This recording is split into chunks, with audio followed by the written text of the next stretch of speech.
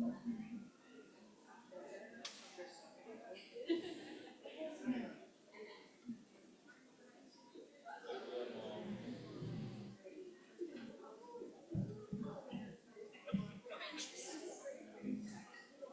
also just anxious I'm gonna get more time.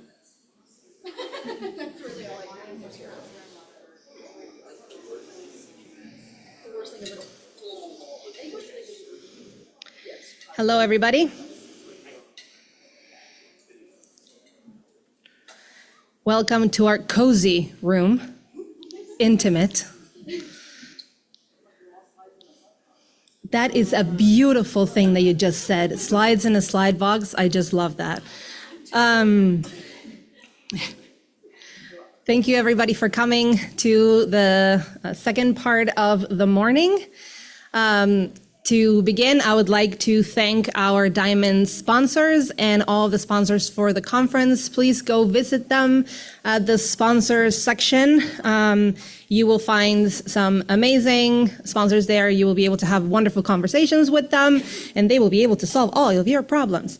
And to get things started so that we continue with the flow of this conference that has been amazingly on time, I would like to welcome our first speaker today, Rosaura Mayén-Estrada. So please, Rosaura, come join me in the podium. And we will listen to her first, and then we'll continue with this amazing session. Welcome. Okay. Thank you, Mariana. So, I'm Rosaura. I'm from Mexico. And I would like to talk about a slides collection in Mexico City. This is a talk trying to explain to you the first steps to do this collection to be an usual and practical collection to visit in Mexico. So we have about I don't know, maybe 30 years ago, we found the collection and we start to revise. But there is a lot of problems. There are a lot of problems to do this. So, constructing a ciliate slides collection in Mexico, first steps. The protozoology laboratory belongs to a comparative biology department in Faculty of Science in a National Autonomous University of Mexico in Mexico City. So this laboratory was founded about the decade of the 60s decade. Since this time, the work was devoted mainly to taxonomical identification of protists in this case, and ciliates is my main group of protists that I have been working. But unfortunately, the slides were lost because the researchers did not have the opportunity to construct a collection. So we have different stains and impregnation techniques during the period of the 60s until 1980 decade, and all these slides were lost. The researchers usually conserve for their own purpose, and some others were maybe, I don't know, they tried to keep, but others were lost. So we found several papers where the ciliate species were recorded, but no slides collections. So because these microscope slides were not deposited in any collection in all the country, we found in my laboratory these some slides about I don't know since the 19th decade, and all they are the result of projects, research projects, but also theses and so on.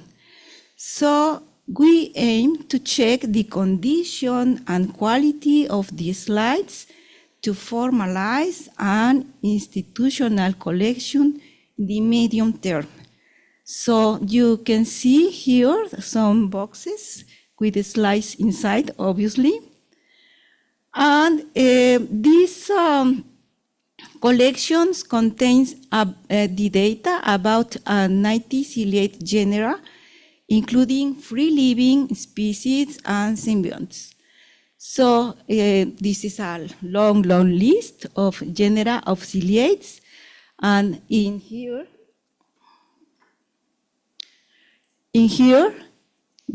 are the names of the Mexican states where these genera were found.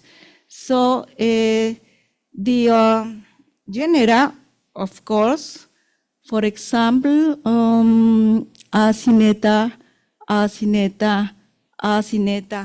you can see, is a genera very common, not just in Mexico, it's around all the world. And it's a very important species because it's a kind of a genera of with a stalk, and the shape is maybe not so difficult to maintain. So this is very important record for all the protistologists. So here is the Mexican Republic map. You can see here. No records, white, and these colors indicates the number of genera were distributed in all the states. So we don't have genera in ciliate genera specimens in our laboratory. No slides, no information. There are researchers, yes, but the slides are not present. So the important here is to see the number of genera that we can obtain information to preserve these slides in a good condition. Some examples of ciliate, protist ciliates. These Bromeliotrix, for example, and also Phacodinium. So there are species that lives in bromeliad water tank, very special habitat. Coturnia, for example, these are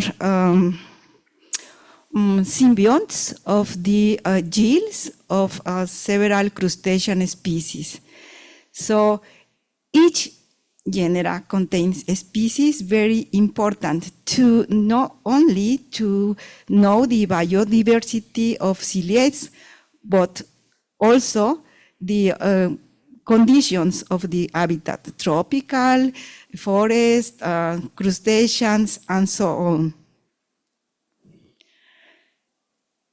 So because of this, we can try to maintain this collection in with conditions, to try to share with all the protistologists, okay? So is to our goal is to inform and share the challenges faced to maintain this collection and keep is in institutional recognition. In Mexico, we don't have non collection of this kind of slides. So we found different types of slides. For example, is species types. You can see here paratype. Yes, Coterilia bromelicola was found in Tillandsia heterophylla, and we can see here also in Coterilia, and so on. So because for example, the bromeliads have special conditions, water special conditions, the record of these species are not so frequent because we have to wait the rainy season to obtain a amount of water to recognize these species and so on. So also we have slides from thesis results, undergraduate, master, and PhD students. The problem with this is to revise each slide to check if the label is with the original data, and to check if the ciliate has a good condition from staining and so on. There are a lot of boxes with slides. So some genera have been published in some papers, and this is important because if any person have the intention to revise, the collection is in there. Also, we have problems with the conditions to preserve. Yes, the label, the environmental condition, and so on. But also, we don't have a special spaces to maintain these boxes. So all these are the challenges for us, and I think it's very important to do the effort to maintain this collection in a proper condition, because, for example, some water, I don't know, maybe lagoons and ponds, they no exist anymore. So this is the big problem for us. But I would like to thank to Carlos. He is the technician, and of course we are two, only two, to do this work. Thank you so much for your attention.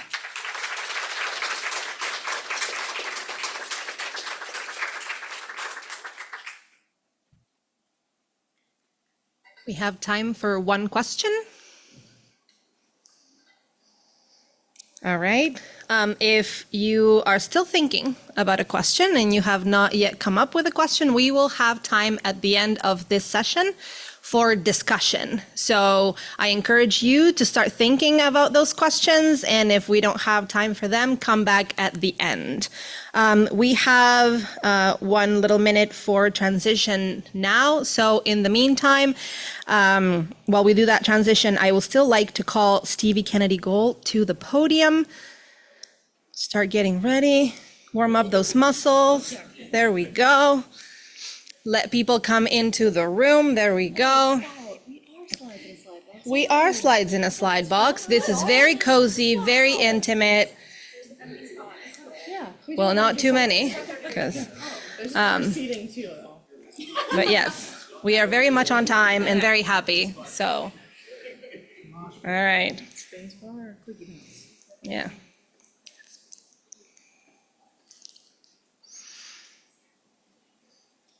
Okay, I will give you a sign.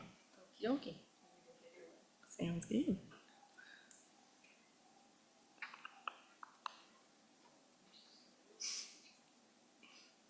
Awesome. Hi, everyone. Thank you for coming. My name is Stevie Kennedy Gold. I am the Curatorial Associate of Herpetology at Harvard University's Museum of Comparative Zoology, or the MCZ. Today, we're taking it one slide at a time and establishing a workflow for accessioning large donations of histological microslides.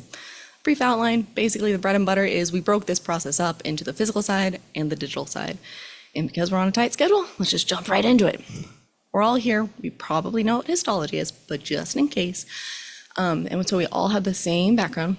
Histology is the study of microscopic anatomy of cells or tissues, protists, as we just saw as well, but using a microscope. So on this giant picture here, it's actually about 1 inch by 3 inches, and that stained material is the tissue or the element of interest. So at the MCZ, we have a fairly robust collection that encompasses both invertebrates as well as vertebrates. And two notable vertebrate collections are those of Charles Minot and R. Glenn Northcutt. Together, they were hugely embryological in focus, and across the board, they represented numerous taxa, so mammals, herps, you name it, and they represented approximately 3,400 individuals over 63,000 histology slides, and those are still getting worked up. But I want to dive a little bit further in and focus on another researcher completely, Dr. James R. Stewart. So he is a herpetologist, recently retired from East Tennessee State University. He was interested in reproductive physiology and specifically the evolution of the amniotic egg in viviparity, or live birth. He called us up last year and said, "Hey, I want to donate my life work to you. Can I do that?" We were like, "Yeah, sure, how much?" And he's like, "Oh, maybe 55,000 histology slides." And we're like, "Yeah, okay, we got that. Let's do this thing." So he drove up, one man, all the way from Tennessee to Massachusetts in, again, one minivan, about 1,500 kilometers. We're like, "Yeah, okay, 55 histology slides. What's that even look like in a minivan?" It was 61 cardboard boxes. Each of those boxes had about 9 histology slide boxes. So we had a total of about 549 histo boxes, each containing about 100 slides each. Conservative estimate was 55,000 slides. It turns out he kind of overpacked some of those cardboard boxes, and we had more towards 63,000 histology slides from one man's life work. So we had our work cut out, and it was overwhelming at first, so we split it up. We first tackled and processed the physical element. And of course, that involved unpacking the minivan, which was a lot. We were aware that critters might be present, so we put all of our boxes into a little quarantine area where we unpacked them from those cardboard boxes. You with eagle eyes might see we've started placing them into these more open air plastic containers. If we zoom in even further, we're conducting inventorying as we unpacked it. So that's what these little labels are. In this video, you can see that I'm comparing one of the many printed Excel documents that he provided to the histology slide boxes and double checking the contents of the box and seeing the positions of the slides as we worked. It was laborious, but it was worth it. And I'm happy to report too that as we worked during this quarantine session, we were working with pest management. We did not want critters to infiltrate the rest of the collections. So we had that barrier of sticky traps at the bottom there. Happy to report, nobody crawled out. No, nobody was caught, thank God. But we really wanted to make sure. So we did put the slides in those open air containers into a CO2 or an anoxic chamber for about 3 weeks. At that point, we were comfortable and confident and brought not only the slides, but as you can see, the notebooks that he provided with all the data. We put all that in the bubble, and then we could bring it confidently all into the collection. And that's where we started to barcode them. So you see right here, these are the barcodes that we used. They are itty bitty, about 1 centimeter by 1.5 centimeters. In each of those barcodes is a unique identifier. So my intern meticulously placed each barcode on each microslide for use later. And so you're aware, if you're curious, we purchased our barcodes from electronic imaging materials, about 10,000 barcodes to one roll. So we had a lovely tight box of itty bitty barcodes. They're great. The next stage is to rehouse it eventually, because 63,000 slides takes a lot of time. We're still working through the barcoding process, and we're also waiting on our cabinets because they take time too. So in the meantime, and I encourage this as well, microslide cabinets are like top tier. That is what I hope everyone can have for Christmas or Hanukkah or whatever you celebrate. But in the meantime, maintaining them in their original plastic containers is good as long as you maintain it so that the cover slip is on top and the microslide is on the bottom and you have a nice little gravity sandwich. Let gravity do the work for you and keep it all together. So this is, maybe next year's spinach talk, we'll talk about how to house everything like this, but stay tuned. To switch gears, we also had to process the digital side of things. And this is because not only did he provide us his slides, as I referenced earlier, he also provided his preparation notebooks. And these are notebooks outlining the collection and the euthanization of the mother specimen, the removal of the egg and the embryo from that mother, and then the staining, the embedding, the slicing, and the placing of that embryo onto a microslide. So it was a lot of data. We wanted to make sure we had a digital archive. So we took all those notebooks, we scanned them, we individually saved and renamed each of those pages, and we proceeded to transcribe that. We were also working through this because, again, we had about 7 notebooks. It's a lot of data. And eventually, again, work in progress, we'll be connecting those scans and that data to the specimen records to try to make as holistic of a specimen record as possible. In addition, he provided us multiple spreadsheets, and we made our own, shocking. But they broke the data and the quantities down in each of the boxes and for each of the specimens. And we had rows on rows on rows of data that we had to conglomerate into this massive data set, and we're still working through that. But ultimately, that data showed us that we had, as I said, 62,375 microslides created from 919 individual specimens, or specimen records, representing 33 different reptilian species. So if you remember, I mentioned the Minot and the Northcutt collections spanning multiple taxa, so multiple departments were invested in those collections. This is just herpetological, so we did have support and help, thank goodness, but it predominantly resided in the herpetology department. So we realized, holy moly, we have a lot of data. We have notebooks, we have Excel sheets, we have the information on the slides, we have information we're making ourselves. What do we do with this? Databasing is going to be a beast. And it's also important to recognize that the entire slide series, again, represents a single individual, a single sectioned embryo, which represents one specimen record in our museum. It was a lot to wrap our brains around, so it was easier to break it down. We use this inverted triangle regime here. Take a step back. One egg, one embryo is one specimen record. That's why we have 919 of both.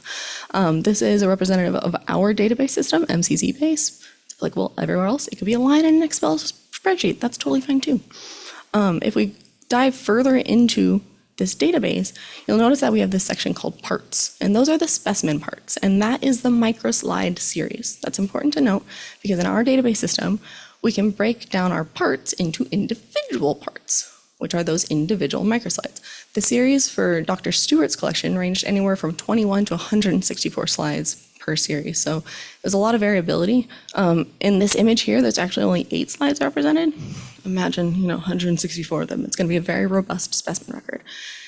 And we introduced more information to those parts, as you can see here. So in this column at the top, it says container name, and then it's just a garble of numbers and letters. Those are actually the barcodes, so that unique identifier that I referred to earlier. It will help us later with locating the specimen or the microslide when we eventually put them into the cabinets. If you zoom in here, we also have attribute data for each of those microslides, and we glean that information from those notebooks, from the Excel data sheets. And it provides information like the section interval, the stains that were used, the thickness, maybe the date of preparation. So there's a lot of data mining that we're working through too.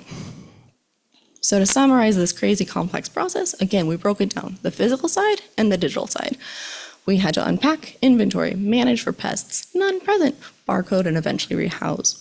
When it came to the digital side, we had to combine all of that information from the notebooks, the spreadsheets, the stuff we created ourselves into one specimen record, or 919 specimen records. It was a lot of work to do. There was a lot of headaches and a lot of questionings and sitting there scratching our brains, but I want to provide you with some takeaways that we realized during the entire process. So first, and I think this goes for all of our jobs, just anticipate and accept the delays. They're going to happen, snags happen, it's okay. Make contingency plans. So for instance, we're waiting on the cabinet to still come, so we hit transcribing really hard. You don't know how long barcodes will sit in the mail, so we started scanning extensively as well. Always make sure you make protocols and take notes. That's because you can then refer back to it and keep a standardized process throughout the entire endeavor and not scratch your head and say, what did I do 5 months ago? Oh, I don't remember. Or if you have a change in the guards and new interns or helpers come in, everyone can keep consistent. Second, again, this applies to everything. Demand the data and the permits up front. I recommend this across the board. Don't accept anything if you don't have that information because, again, saves you a whole heck of a lot of headaches. Third, and this was information from my graduate degree actually, is know when to ask for help and don't be afraid to do so. We all ultimately want to be in this top corner here. We love to share knowledge, that's why we're at this conference, and everybody here has their own unique, backgrounds and information. They have the knowledge, ask them for it and share it. We all end up happier that way. And finally, be patient and have fun doing it. This is Dr. Stewart's life work. We treated it with respect because, holy moly, we're learning a lot from it. So have fun with it, but be patient. With that, I ultimately want to thank all of you for sitting tight, like nice little sardines or slides in a microslide case, and as well as all my co-authors, my co-workers, my volunteers and interns that helped make this project happen and keep happening. So feel free to contact me and happy to take questions if there's time. So thank you.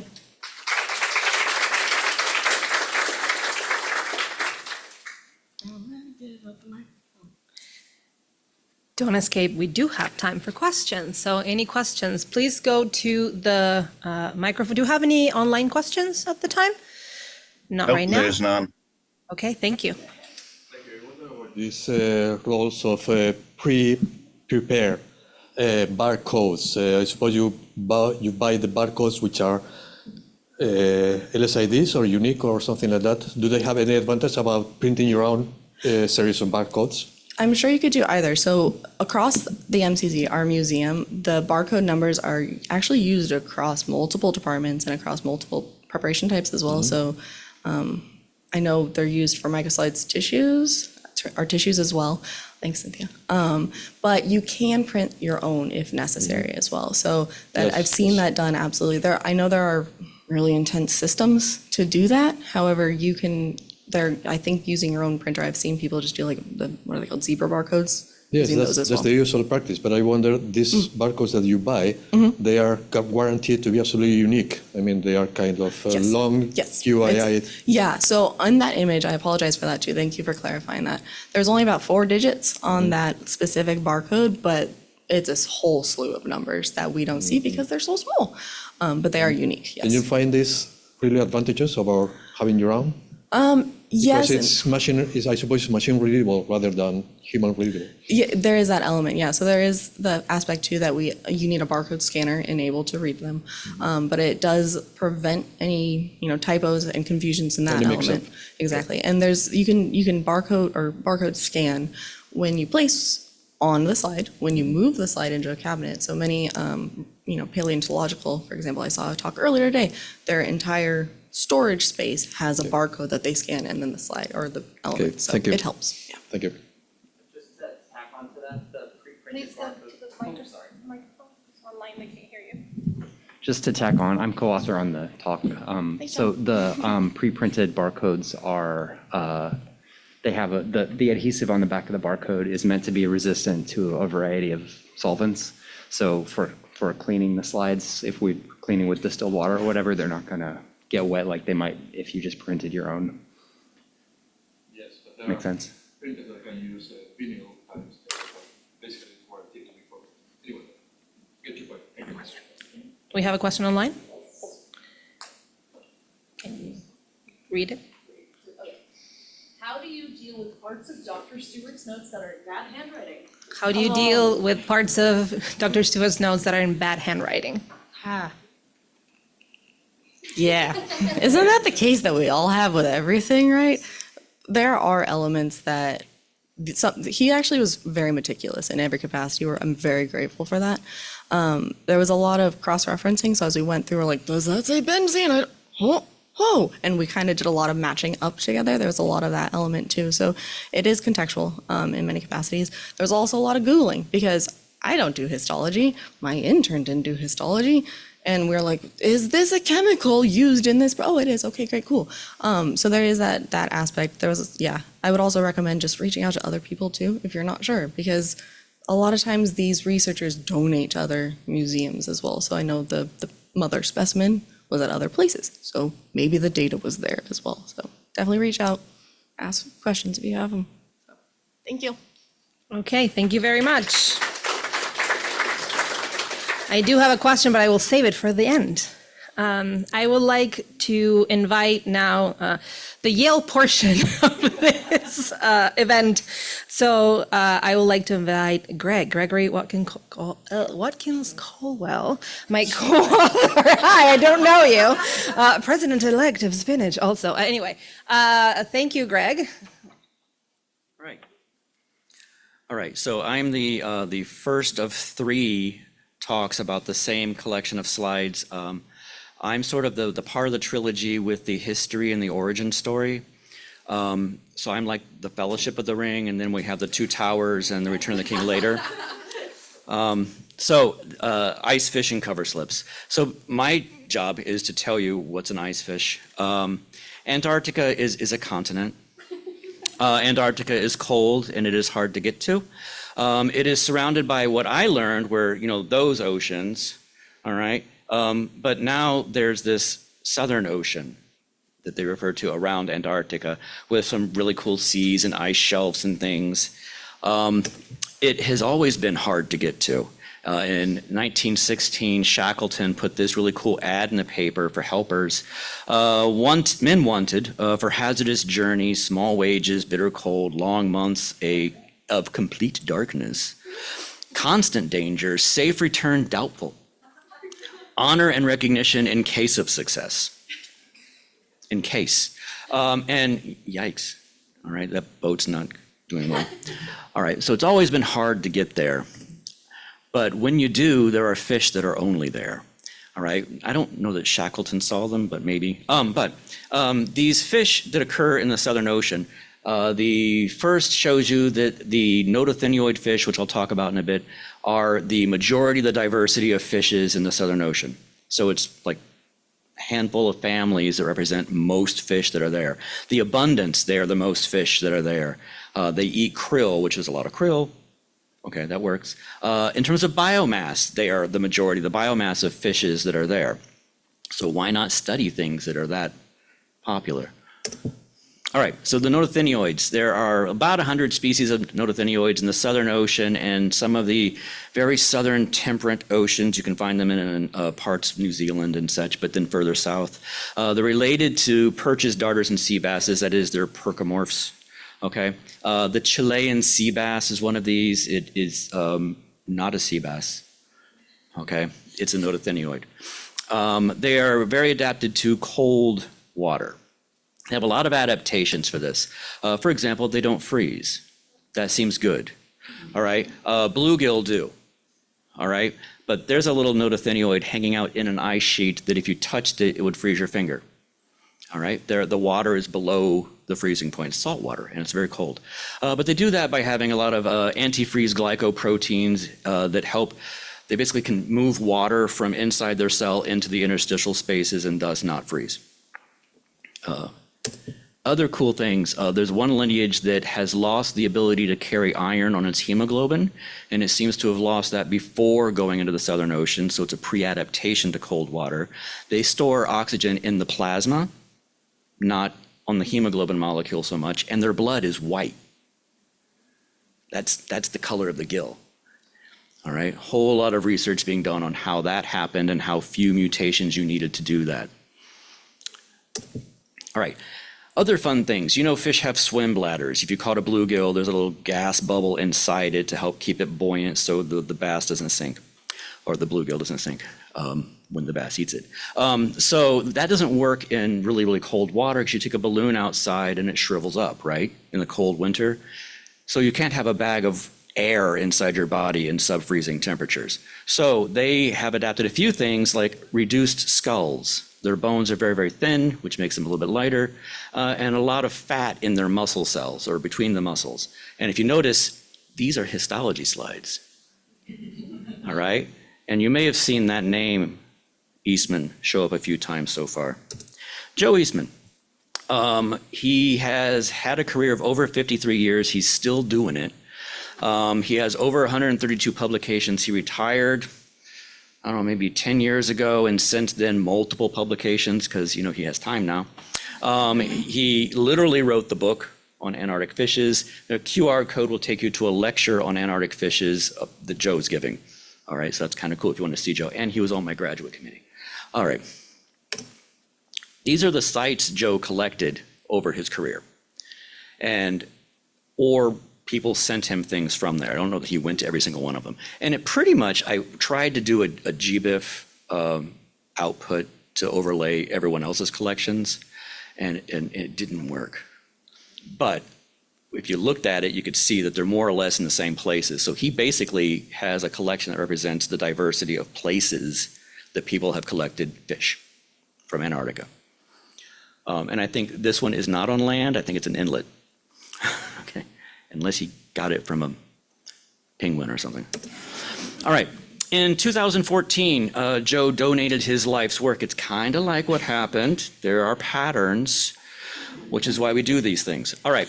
And also how we do these things. So he donated a collection of Antarctic fishes and related material from Joseph T. Eastman. The collection includes archives and biological material such as, we say such as because there were other things we didn't know about, dried skeletal material representing 24 species, 6 dried caudal skeletons, just the tail, of Disossicus mossoni mounted on cardboard, 94 cleared and stained specimens representing 38 species, approximately 1,200 fluid preserved fish, several hundred radiographs, 3 tissue block storage units, which are the embedded tissue you use to make the little salami slices that go on the slide. All right, or is that sashimi? So approximately 1,400 of those blocks are in there, about 150 microscope slides, each holding 100 slides, and the notebooks and the data, and he's still sending pictures once in a while. So the donation, we drove from Yale to there, and you did this slide too, but I don't have any animation. We got about that far, and the truck started bouncing up and down. So we stopped, and that's Tom Neer checking the tire pressure. It was not the tire pressure. We went back to the dealership. They said, "Oh my God, you could have died." And they held the truck for like a month, fixed it, and then we drove back, and we didn't die. All right, we scanned his notebooks in 2016. His notebooks included great drawings, latitude, longitude, who was on the ship, all kinds of detail. And we scanned them using, I think we used the Kurtas machine then, and it made a concatenated PDF of each notebook. And I sent Joe a copy of every one of those because he still uses them for his papers. I had a small grant to have every X-ray film or radiograph scanned by a medical X-ray company. When electronic medical records started, a lot of those old files had to be scanned so they could be stored somewhere. And it is very efficient. You get some pretty high-res TIFFs out of it. And literally, it was a week to do them all from the time I shipped them and got them back with the thumb drive. All right? And they charge per image. They don't care what's on it. And that was even with me telling them, you got to label the file names this way. So I slowed them down. And then we had a student, that one, spend several years of his undergrad career and the gap between undergrad and, I guess he had a job, and then he went on to grad school. He went through all the records. He connected the dots between the X-ray, the slides, the fluid specimen, the cleared and stained head, the notebook. He literally read every single paper Joe ever wrote and all of his notebooks, and he figured out which specimens were which slides, okay, and which paper referred to them, which was no small task, but he started his career at Yale as a history major and became an English major. For him, he did it like in a weekend. But literally things like if it was Disossicus from the Ross Sea 1995, we may have only had 5 of those in the collection you gave us. It must have been those. And sometimes there are other details. Joe, any image that he used in a paper, he circled that particular salami slice on the slide, and he marked the edge of it with black marker. So the slide stands out in the box. And you can literally take that piece of slide and look at the picture in the publication and go, that's the same salami slice. All right, so that was the process. 2016, we did the notebooks first, so we had some sort of map to follow and figure out what's going on. 2017, we did the x-rays. 2019, we did all the whole chunks of fish and whole fish. And all that left was microscope slides and histology blocks, which were stored that way. All right, so we spent the summer, connecting all the dots, using Oliver's help. And then we got an IMLS grant. So that's a Yale, or that's a US grant for museums and libraries. And this gives us funding to do cleaning and fixing broken stuff. That's what Mariana will talk about. 2D scanning and rehousing of each slide into a brand new house. And updating the EMU record to show where that lives now. So we actually did Oliver made a list of every single slide on every single specimen record. And then we wrote a script, well, actually Larry Gall wrote the script, that went through, saw that there were histology slides, and busted out each one of those automatically into a child record for that specimen. So each slide has its own EMU record, and carried over with it the number that Oliver said was written on the slide. And Oliver, he read them. He knew. All right. So right now we have done 14 notebooks scanned, 152 X-ray radiographs are scanned. That does not include weird things like bowling ball. He tested X-rays. There are weird things, a bouquet of roses for some reason, and a skull, a human skull. So that's just the fish. 249 specimen lots of 1,653 individual fish. That includes one that was a bucket of just heads of all the same species. I think they ate them. I do. Yeah. 12,259 microscope slides. Total catalog records, 12,674 so far. And isn't that pretty? I think that's pretty. All right. Thank you.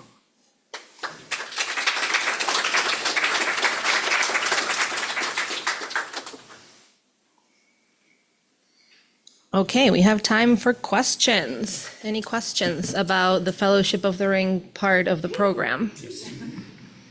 Can you talk about the resolution at which the slides were scanned? And if it's a large resolution, how are you dealing with storage challenges?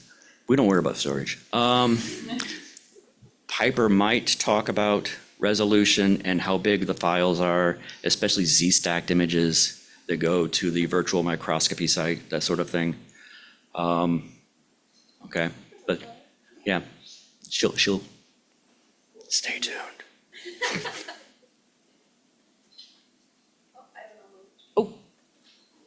Did Dr. Eastman donate any samples, i.e. types, to other institutions in the past? If so, how does that affect your work?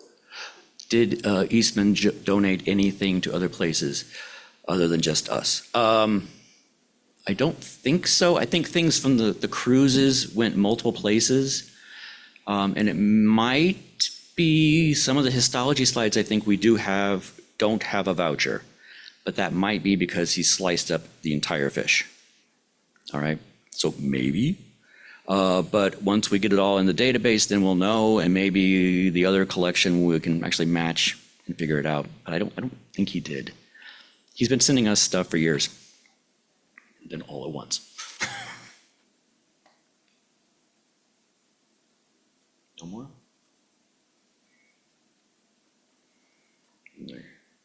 Should I walk off the stage slowly?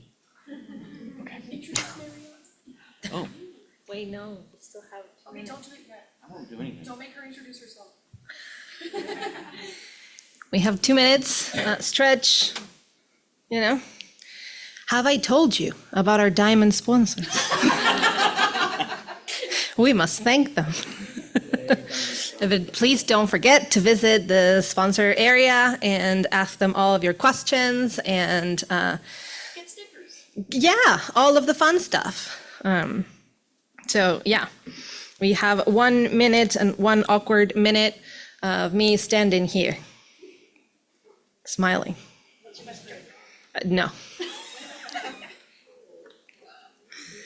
Thank you also to our Zoom people for asking wonderful questions. We are happy that you are there.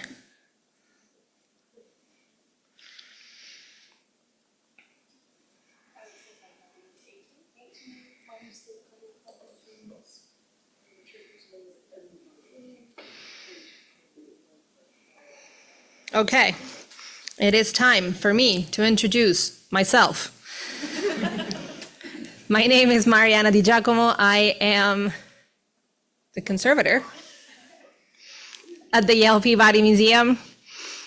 And I will be talking about the Two Towers portion of the program. I will be talking about the conservation aspect of the project, which is the second part of what we did in this project, in this grant. So just to give you a very quick recap, we got all of these slides donated with other things.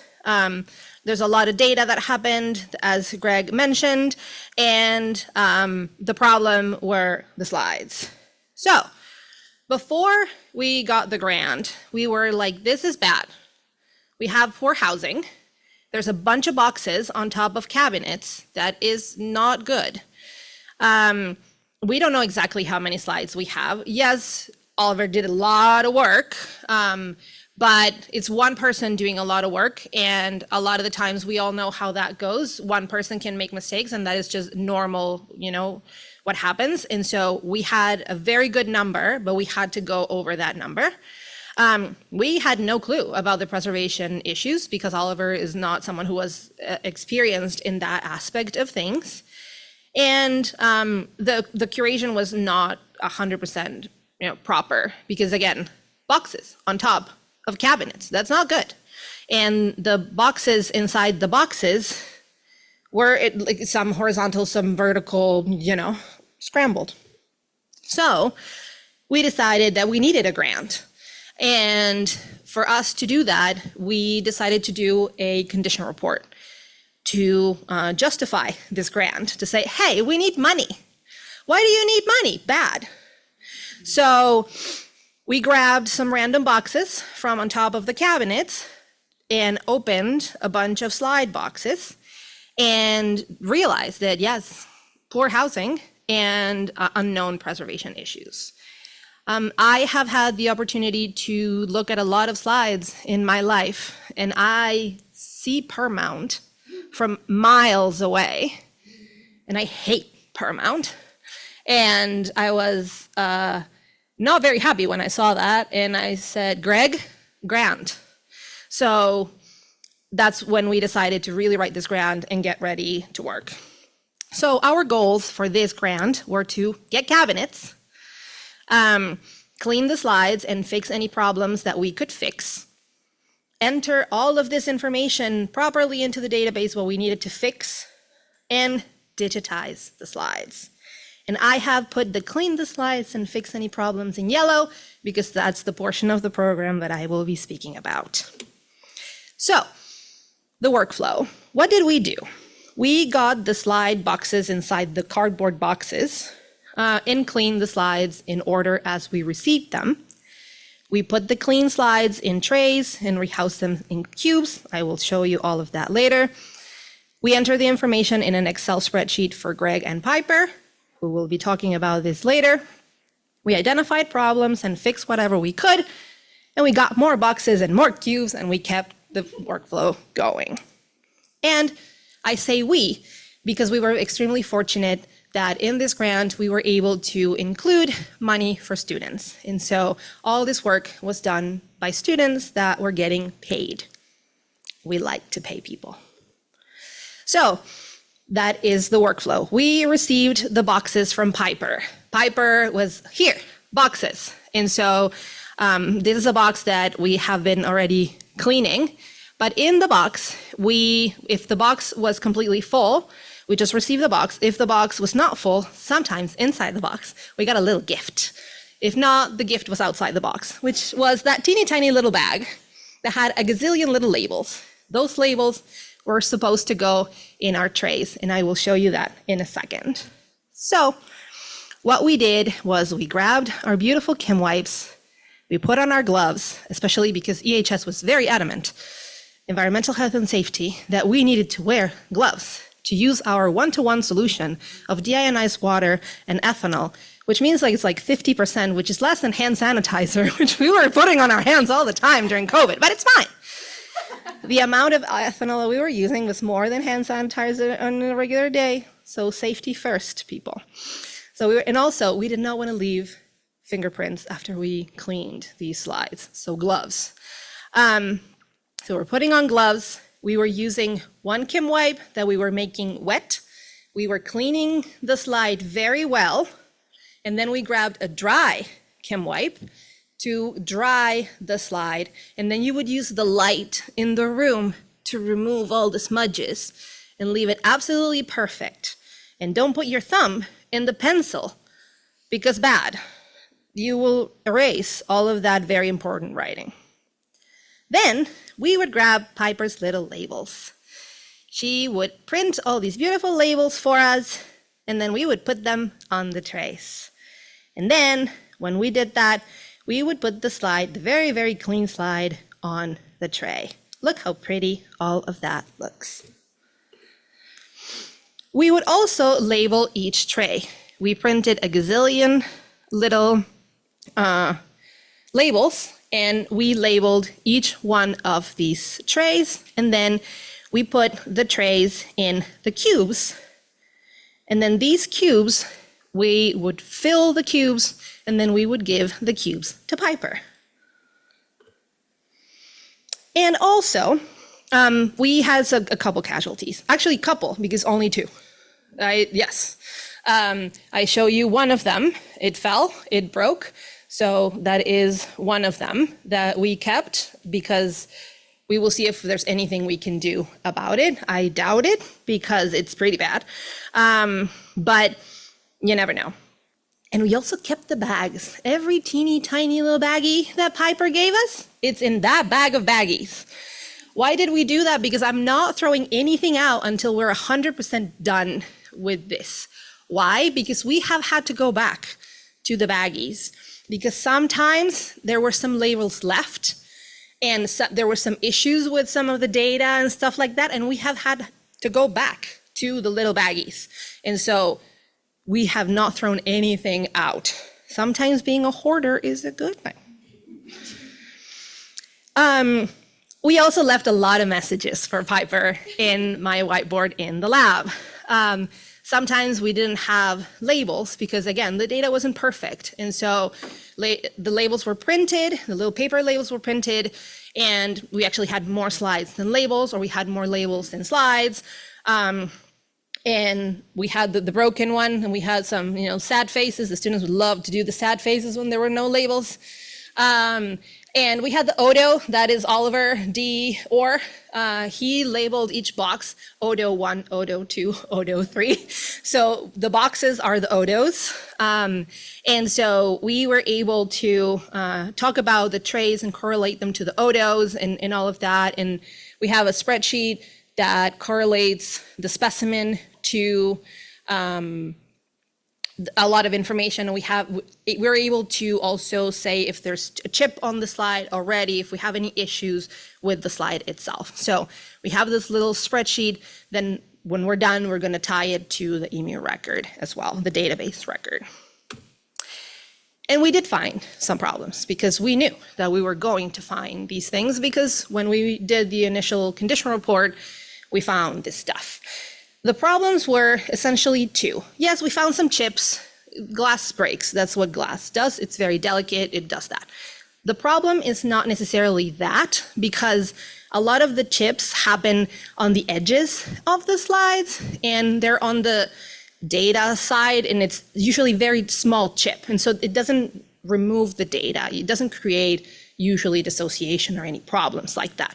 Because that's the weakest part of the slide, because it doesn't have the sandwich. So usually that's the case, it's not a big deal.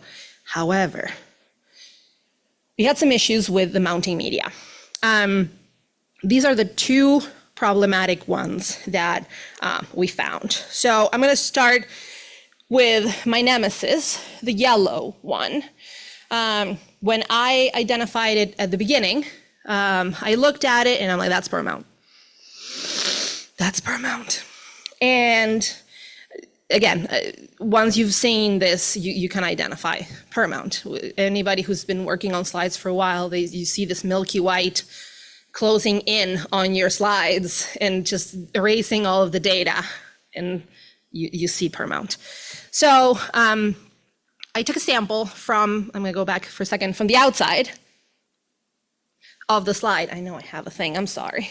That, of the slide, and I took it to be analyzed. And it was just, identified as some sort of natural resin. And I knew it was per mount. And then we had the confirmation from Joe Eastman. Oh yeah, I use per mount.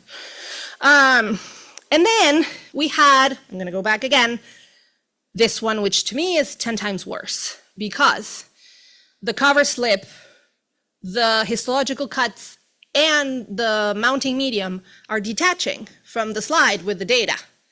So you have a huge dissociation issue, and it's happening on the whole series, all 100 slides from that box. So, and it was happening, in all of them. And so what we found is that it is this cellulose nitrate with some weird organophosphate situation going on in there.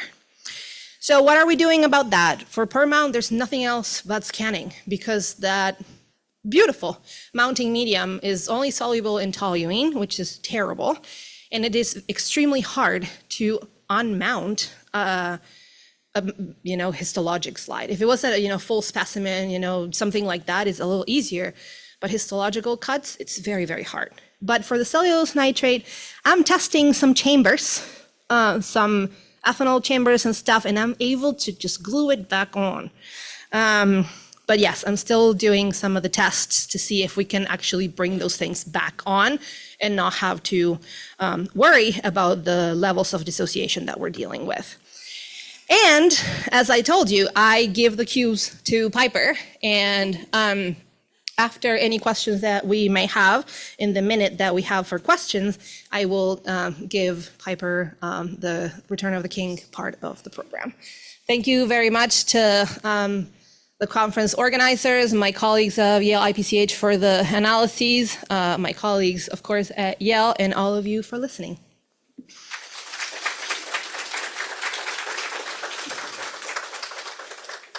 Time for one question.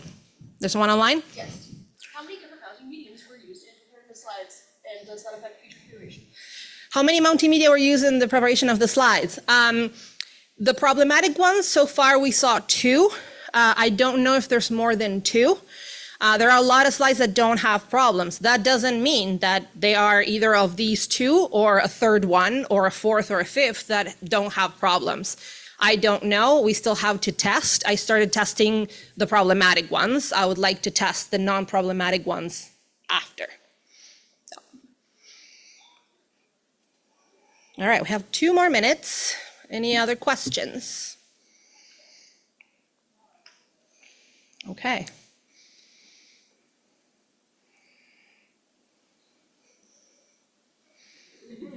Yes. Microphone, please, because our online audience otherwise cannot hear.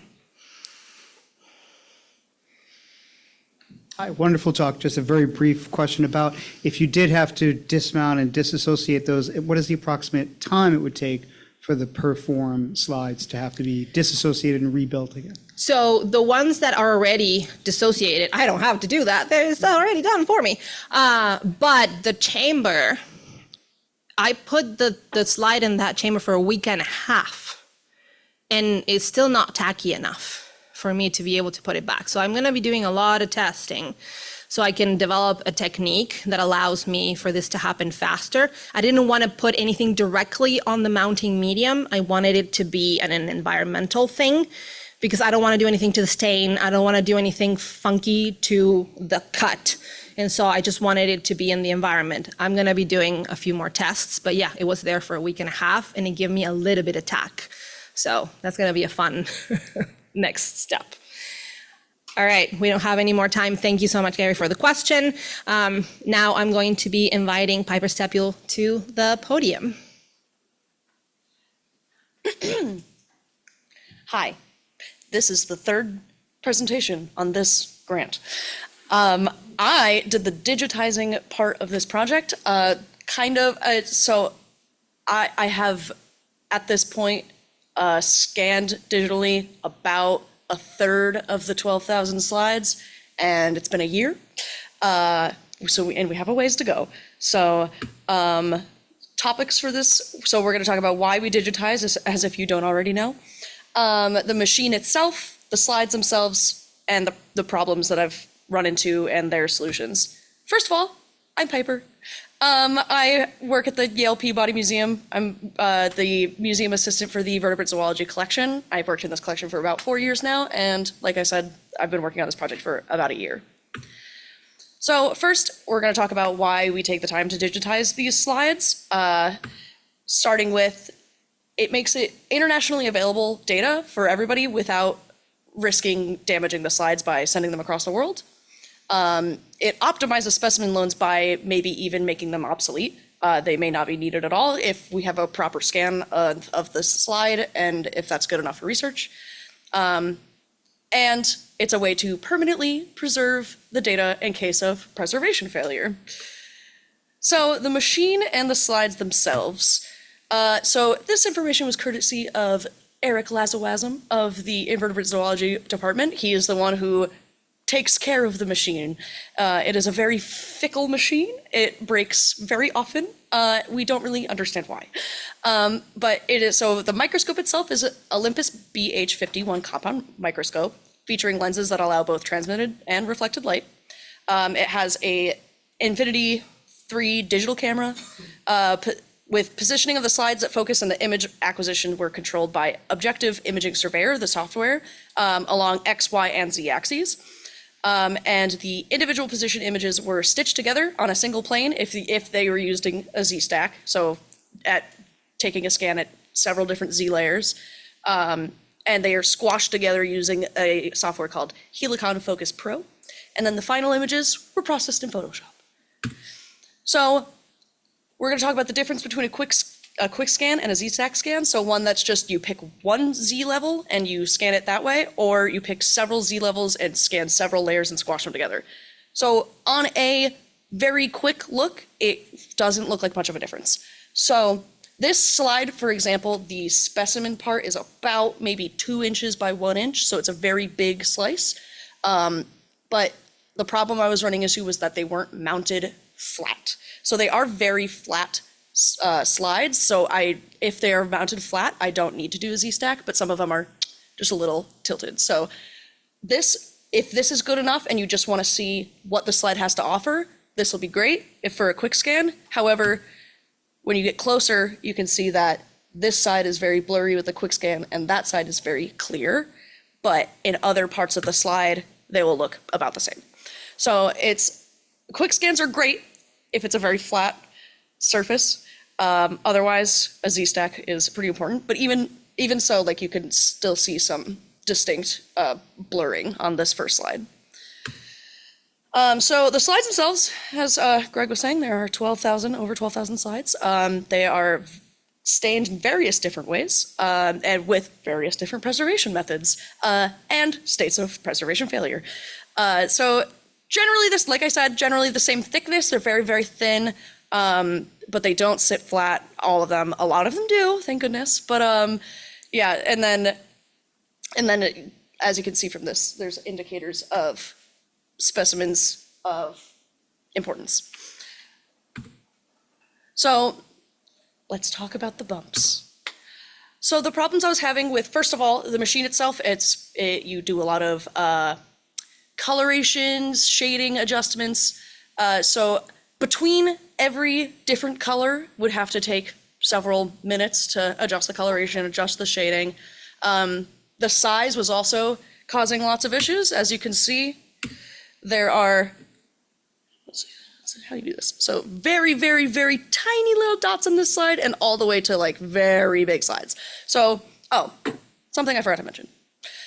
The big difference between a quick scan and a Z-stack scan is the amount of time it takes. Quick scan, about 30 seconds, if for a specimen that big.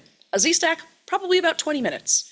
So, and I only use about 5 steps, so 5 Z levels, and it takes way longer. So if you can get away with a quick scan, it is very time efficient. But so the size variation, the color variation, and made it so that you had to take time in between specimens to make sure that the image was good and usable.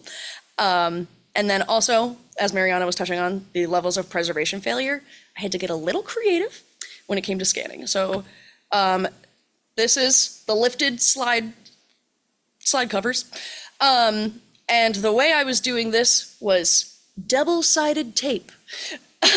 You take a blank glass slide. I was flipping over the popped off cover slip, double-sided taping around the edges of it to make sure nothing was touching the specimen itself, and I'd scan it upside down to get kind of the same result, practically. It's technically upside down, but the message was received. And the amount of these is so annoying. There are so many that are just like this, and they eat up time. And also because of the strange way I'd have to mount it, it made Z-stacks more likely to be needed. This is a slide of what it looks like when there was no mounting medium and there was just specimen on glass. It doesn't look great. Scanned it the best I could. It looks like shattered glass. There's not much you could do about this. So you just scan it, accept it the way it is. This is an example of a currently failing per mount slide. So as you can see, if it's fully failed, it looks like that, which is unusable. But for a lot of them that were halfway to failure, I was able to scan what I could, get what I could out of it, make a note of it, move on. As of right now, about 1% of the entire lot is per mount and completely unusable and looks like that. So that's 1% of the total lot of what I have now. So it's probably going to increase, but it'll be around probably about 3% by the end of the project, which is not terrible, but not great. And that's all I have.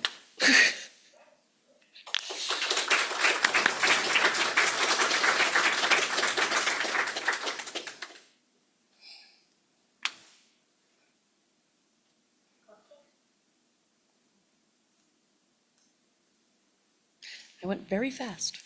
Is there anything online? Please go ahead, ask a question. I'm going to be sitting there. Yeah. It's the same question I had for Yes, Greg, but- as soon as I stopped talking, I remembered that you had asked that. So, yeah, that was another huge problem I had run into. So I forgot to mention this in the presentation. But, so I used about a 10x magnifier, and then the raw images after squashing them down with the Z-stacks came out to be like 1 to 2 gigabytes, which is not, no, it can't happen. We were having a lot of issues with the database getting clogged up with uploading and like just crashing a lot of things, and it just wasn't going well. So Larry Gall, Lawrence Gall, wrote me a script that it takes all the images, it runs them through a LZ something, and yeah, and it greatly diminishes. Huh? It takes the TIFF file, makes it LZW compression, and compresses it to about like 1,000 megabytes maybe, or like under 1,000. So and it makes that I was having the problem where I was limited to 100 slides uploaded a day because it was just like messing up the ingester and it's just not going well. But now I can do as many as I want because I have Larry who just squashed them all down for me, and it also makes my life so much easier because I was doing that manually before and apparently I wasn't compressing them enough. So yeah. How do you determine determine the number of photos necessary for a Z-stack? How do you determine the photos necessary for a Z-stack? I was just going general 4 to 5 step rule because they are very thin, and I was consulting with Peter Griffin. Oh no, Chris Griffin. His name Chris Griffin. He was the one who helped me with the slide scanning he's a PhD student. He taught me how to use the slide scanner, taught me how to use stacks, and he said a general rule is about 4 to 5. And if anything more than that, it would just kind of be unnecessary. And also I just did one piece per scan per slide. Hey, it's a very general question, I guess, and hard to answer. Okay. I guess I'm wondering, you were talking about the color variation, and I'm wondering if there was any advantage to like pre-sorting and having all the similar colors together, and if that was even doable. That is doable if we had like maybe another year. Because right now we're really just kind of shoving them in the boxes as they come along. There would be advantage to that for sure. But it'd be very hard to keep track of. Yeah. Yeah.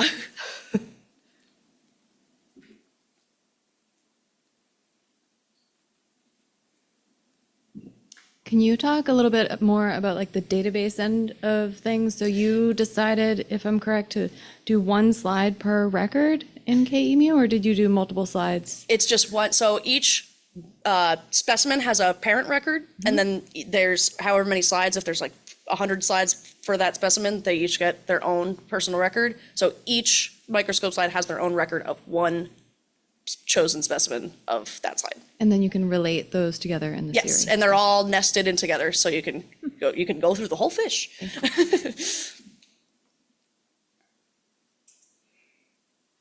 long does it take to make a scan? Max average. How long does it take to make a scan? So if it's tiny, like those little dots, literally 1 second. So if it would be really small, just doop, and then move to the next one. So like 1 second, maybe 2 if you count me changing the slides. The bigger the longest a Z-stack has ever taken me was 30 minutes. So anywhere from 1 second to 30 minutes. I'd say the average is probably about 30 seconds.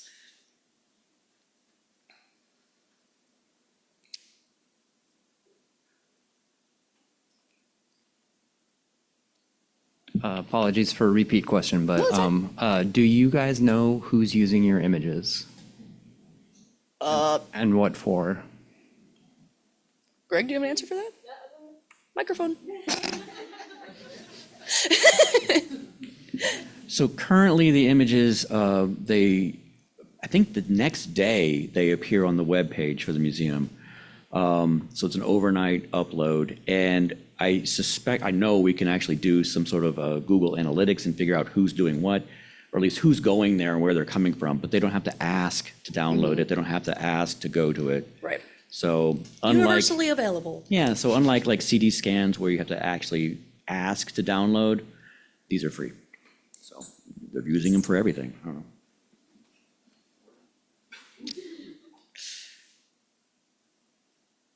Anything else? Anything online? Great. Yay, thank you.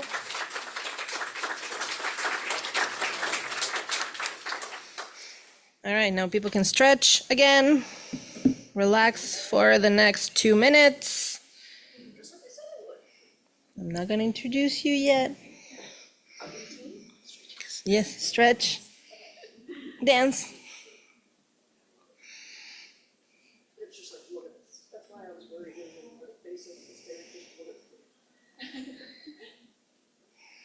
And remember, we have this 15 minutes at the end to, generate discussion. We can talk about any topics related to microscope slides that you've been really wanting to talk about. So we will have that opportunity at the end. And of course, don't forget to visit our sponsors.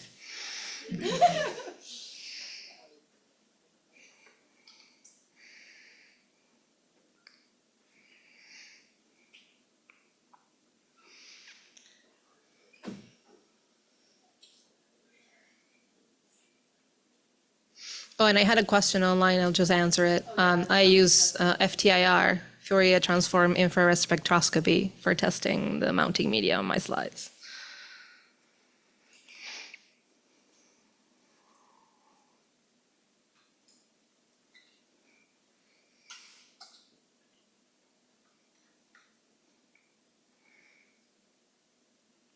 Waiting patiently. Yes, Bill. Do you ever use the freezer to pop up Coverslips? I tried at Smithsonian and it didn't work. They were big, so maybe for smaller ones, yeah. Yeah. You can cut away the fermount and then you put like something like Canada balsam, a Delmar balsam around the fermount and Yeah. try to, But for histological, I haven't tried because I'm terrified. you're gonna have some Left behind. left behind, some on the Coverslips, so it's not even worth it. Fear. Okay. Please welcome Elise Gimat to the podium. Thank you. So I will be talking about mounting medium degradation. I'm working at the Center of Research for Conservation in Paris. So today I will focus mainly on two main mounting medium. The first one is natural resins such as Canada balsam. So chemically, it's mainly composed of a mixture of terpenoids compound, and the second one will be about synthetic resins such as polymers obtained by man-made synthesis. So if we look now to slides and damage that can occur, you are all familiar with this kind of aspects of the slide, I suppose. So you can have several types of damage on the slide, such as yellowing of the mounting media or darkening of the mounting media, especially in the case of gum-chloral mounting medium. But also you can have some cracks or a drying of the mounting medium or even liquefaction of it. So if you want to know more about the aging of the mounting medium or about mounting medium chemistry, you can have a look at these references, and the later one will be published maybe next year, I suppose. It's currently under writing with the colleague of Germany. There are several factors that can affect the aging of the mounting media. And I was mainly wondering which mounting media we could choose to mount in the future, and maybe even to remount specifically gum-chloral mounting medium that have been damaged. So I suppose each one of you have your favorite mounting medium, and it's a bit like this in every field. But I wanted to compare under controlled conditions how they behave under aging. So I asked entomologists what they liked, and I decided to choose 3 mounting media to be studied in this current study. So the first one is, of course, Canada balsam, which is natural resins, and it's a bit of a reference since we have used it since at least 100 years. And so it's composed of this molecule, basically, so terpenoid structure. The second one I chose was apparel, which is a mixture of natural resin, sandarac resin, but also with other compounds such as camphor or eucalyptol, for example. And the last one was an acrylic mounting medium, so named Urkit, but you have also other brand names.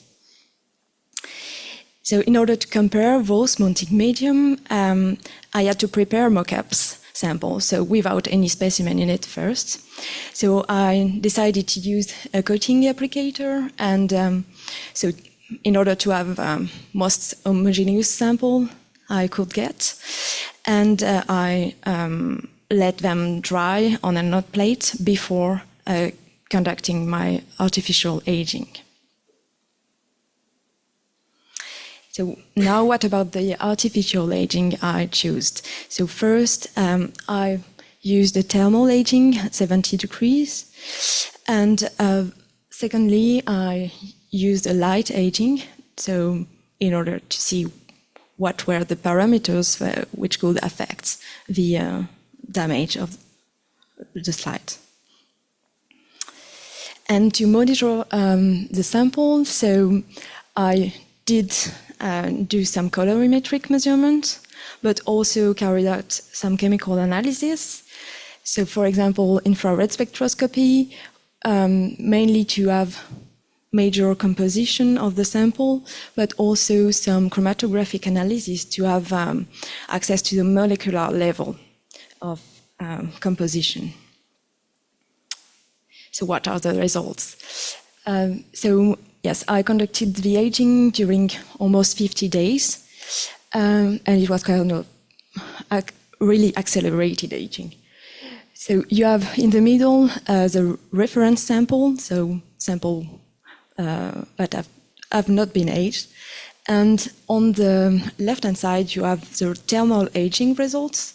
And you can see that Urquit is still pretty and transparent. And that Apparel and Canada Balsam are yellowing. And Canada Balsam seems to be yellowing a lot, but it's also a bit thicker than Apparel. And if you look on the right-hand side, you have the results of light aging. So you can see that there is also a slight yellowing of Apparel and Canada Balsam if you compare it to the region where a mask was on.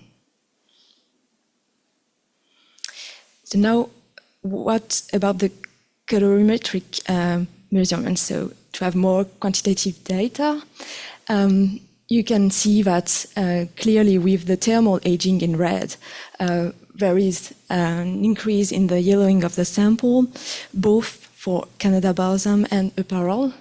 Once it has been normalized to thickness, it's similar. And for the light aging, there is only a significative, small, significative yellowing for the Apparel at 50 days. Now, what about the cracks formation? So, for Canada Balsam, we did observe a lot of cracks, both for thermal aging, but also for light aging, even with bubbles formation. And for Apparel, it was only for thermal aging, the cracks appearance, not for light aging. Now, in the following slide, I will focus mainly on Canada Balsam, and you can have a look a bit more to chemical changes, so don't be afraid. So those are infrared spectra. Basically, what you need to compare is a black line, it's a reference line, with the red line, it's after the thermal aging. And what we can see is the increase of these two bands here, mainly, and some shifts in another part of the spectra. And that means basically we have formation of oxidized and aromatic structure.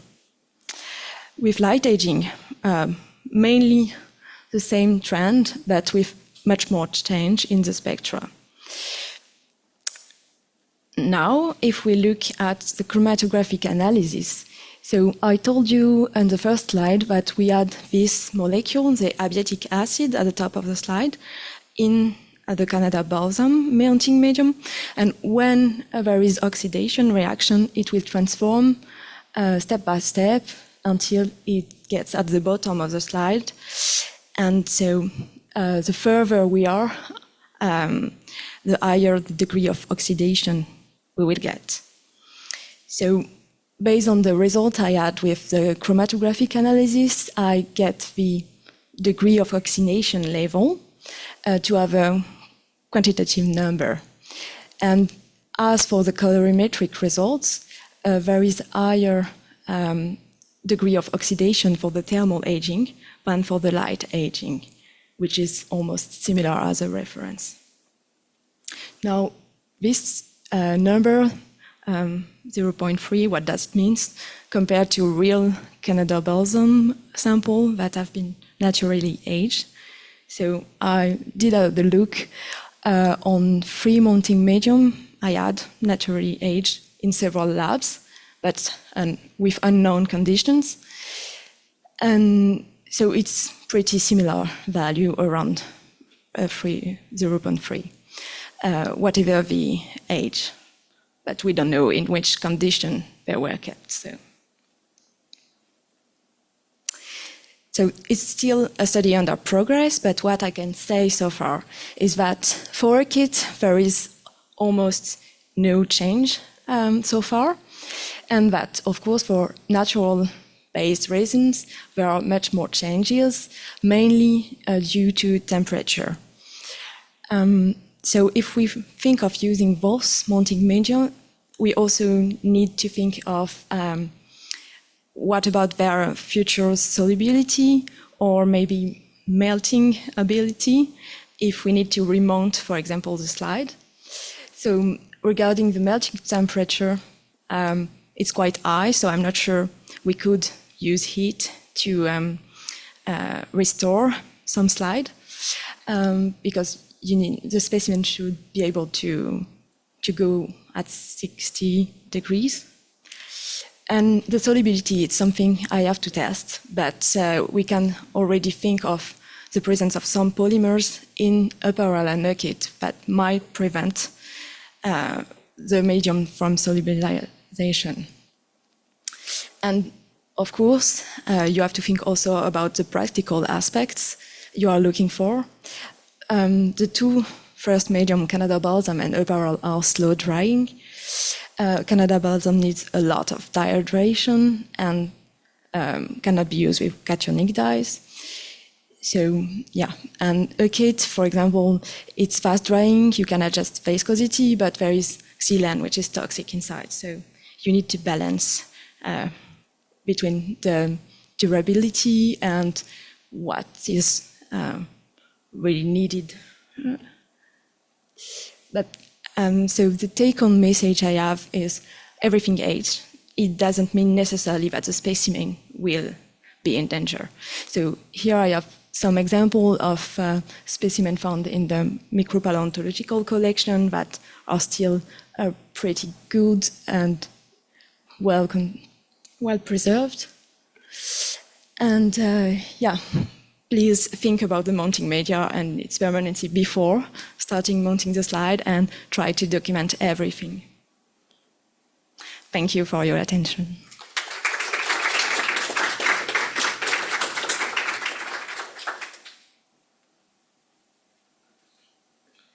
Thank you, Elise. Do we have any questions? I do.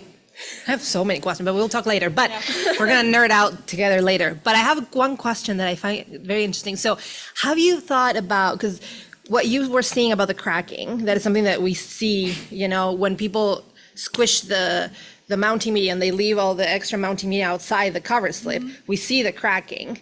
Have you thought about doing all the aging, but with a cover slip? I did not try with the Coverslips because it was not very convenient for the analysis I had to carry out after. So we could do it, but yeah, I'm not really sure if it's coming from a kind of pressure or stuff like this. What I think is that we could have some plastifier or molecule acting as a plastifier that are evaporating, and so we have cracks like for permount. But I didn't do the analysis yet. So, but I could also try with a glass cover slip on.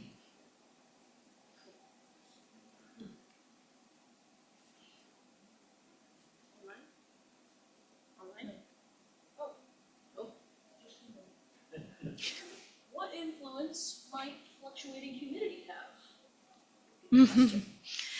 What influence?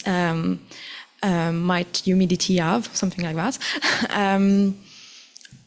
I'm not so sure, because for glass slide collection in general, you have Coverslips, so it might not be as affected as other mounting medium. It also depends on the types of mounting medium, and especially for glycerin jelly mounting media, I think it will have a kind of impact, but it's also always going pair with temperature changing. So, but yeah, it could also mainly influence the liquefaction of some mounting medium, relative humidity. So.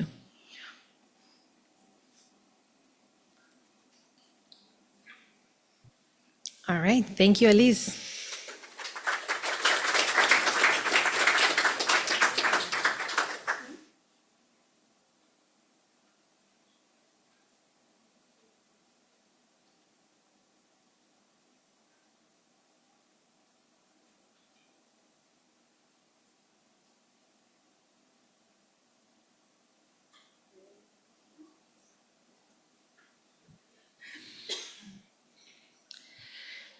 Okay, our last talk of the session is by Miriam Hiebert, who's actually online to answer any questions that you may have, but we will have her presentation on a video right now. So let's hear from her.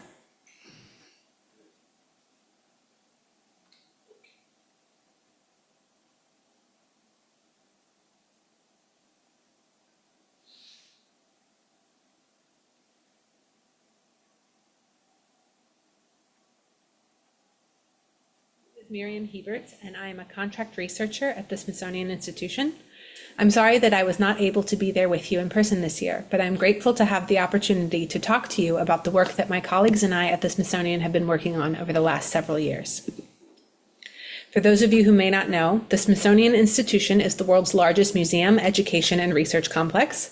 We have 21 museums, 9 research facilities, and the National Zoo. And we're located primarily in Washington, D.C., with satellite facilities in New York City, Boston, and Panama. We house the National Collection of the United States, which is comprised of millions of items spanning all of human history and knowledge. This includes the National Museum of Natural History, which is the collection that I will primarily be talking about today. I'm a member of the Glass Deterioration Working Group. The GDWG was formed at the Smithsonian in early 2020 and took shape largely over the course of the COVID pandemic.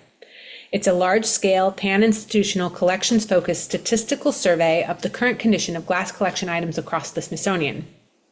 As far as we are aware, this is the largest scale survey that has ever been conducted in any cultural heritage institution, and developing this project has taken a great deal of work from a dedicated group of people, including curators, conservators, and collections managers at the Smithsonian and from external cultural heritage institutions as well. The breadth and depth of the Smithsonian's collections makes it the perfect laboratory for understanding glass on a broad scale. The first phase of our project was focused largely on glass collection items in each of the Smithsonian's collecting units. This included types of glass objects that may be the first to come to mind in a discussion of glass in museums, so archaeological glass, historical glass objects, beaded objects, contemporary sculpture, etc.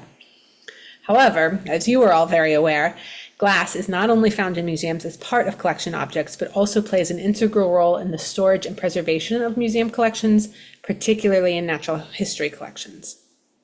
This includes fluid specimen storage, as well as microscope slides, which have become the focus of the second phase of our work. One of the most surprising things that we quickly learned about storage glass is just how much of it there is. You can see in the pie chart on the left that even only rough estimates of the number of glass storage containers and microscope slides that we have available to us indicate that this type of glass vastly outnumbers the glass collection items that are found across the institution. What's even more striking is that the majority of this storage glass is found in the collection of only one of the Smithsonian museums, the National Museum of Natural History. In the pie chart on the right, you can see how the approximately 1.3 million microscope slides that are held at Natural History are distributed amongst the different departments. The two largest collections of microscope slides are found in paleobiology and invertebrate zoology. For the purposes of this study, we will be using invertebrate zoology as a proxy for understanding microscope slides across the entire museum. This is due in part to the generosity of the team in invertebrate zoology who have given us access to their time, expertise, and collection, but also because the slides in invertebrate zoology span a wide range of different time periods and preparation techniques, making them representative of slides across the institution. In our conversations this morning and in previous studies and publications focusing on the condition of microscope slides, there are a number of conservation concerns that are typically discussed. Chief among these is mounting media deterioration. We are very lucky at the Smithsonian because the condition of mounting media on slides at the Smithsonian has been particularly well documented as the subject of an immense study that Mariana undertook a few years ago. Other concerns that are typically discussed are breaks or cracks in the slide itself or in cover slips, and also label or sample loss from the slide. What has not been as much of a focus is the deterioration of the glass itself. So for those of you who may not be familiar, glass deterioration, also called glass alteration or sometimes glass disease, is a form of chemical deterioration that occurs in glass over time when water or other hydrogen-bearing species in the surrounding atmosphere undergo an ion exchange reaction with the alkali ions that are present in most glass matrices. This leads to the formation of secondary precipitates on the surface of the glass, as those alkali ions are drawn to the surface of the glass and crystallize, as well as in the formation of a depleted altered layer on the surface of the glass. This layer takes the form of a hydrated silicon oxygen gel and leads to the characteristic crizzling or haziness that is observed on glass bodies that are undergoing significant amounts of alteration. The rate of glass alteration that a given object experiences is largely dependent on two factors. One is the glass composition. Higher alkaline content in glass will lead to faster rates of observed alteration. And we know that glass slides are primarily comprised of two typical glass compositions, borosilicate glass and soda lime glass. The second is storage environment. Higher humidity environments or microclimates can lead to an increased observed rate of alteration. The images you see here are of collection objects that we've encountered which are experiencing various symptoms of glass alteration. Presentations of glass alteration in typical collection items have been very well documented. What hasn't been as well studied is how this phenomenon presents in microscope slides. Through our survey of glass microscope slides in invertebrate zoology, we've encountered a number of slides that show clear signs of this form of deterioration. Typically, what we've seen has been the secondary precipitates forming on the surface, either as crystalline deposits or in situations where a microclimate has been able to develop. We also see the formation of liquid droplets, or weeping as it's sometimes called. You can see images of how these two phenomena have appeared as we've encountered them in the collection. One aspect of developing a survey of the condition of glass in microscope slides that has been particularly challenging is accounting for the wide range of variability that we've encountered on these objects, from variations in size and preparation techniques to a wide range of materials that are used to mount different types of specimens. We've found that about 15% of the slides we've encountered have fallen outside of what might be considered a standard microscope preparation. As we've developed the survey for this collection, we had to keep all of the different aspects of these objects which may play a role in the observed glass deterioration in mind. The first step in this survey process was obtaining an accounting of the total number of microscope slides that are held in invertebrate zoology. This was obtained through a combination of collections database information and hand counting. In total, we've determined that there are 444,261 slides held by invertebrate zoology. Because it would be impossible to look at each of these slides and assess the condition of the glass, we are conducting a statistically randomized sample survey of this collection. We will be surveying a total of 767 of these slides that are held at 2 locations at the Smithsonian. Thus far, we've completed our survey development and finalized the reference manual for filling out the survey form. We've also completed the survey for all of the slides at one of these locations, totaling 395 slides surveyed so far. Our survey of microscope slides, as with our survey of collection objects more generally, has relied solely on visual inspection in order to determine the condition of the objects in question. In some cases, the presence of glass alteration is abundantly clear, but often whether or not a piece of glass is actively altering or is perhaps just dirty or scratched can be a difficult determination to make. Collection storage and care can directly impact our ability to identify altering glass, as older storage containers often lead to more dirt and dust on a slide surface. It's also worth noting that cleaning practices and object use is different for slides than for more typical collection items. If a slide is being regularly pulled for use by a researcher, they are likely to be cleaning its surface on a regular basis, for example. These factors make relying on visual inspection tricky. However, each slide was assessed before and after cleaning with a Kim wipe, which allowed us a greater degree of certainty in our results. Interestingly, we found that half of all microscope slides that we surveyed showed some degree of glass alteration. It's also worth noting, however, that this deterioration seems to be largely contained within specific parts of the overall collection. So, for example, there's a large number of cephalopod histology slides, which make up almost a third of this sample set, many of which were observed to have similar precipitate formations on their surface, potentially due to the glass composition of these specific slides or to the unique arrangement in which they are stored. Slides that were made and used at a similar time and in a similar way are more likely to be deteriorating in a similar way as well.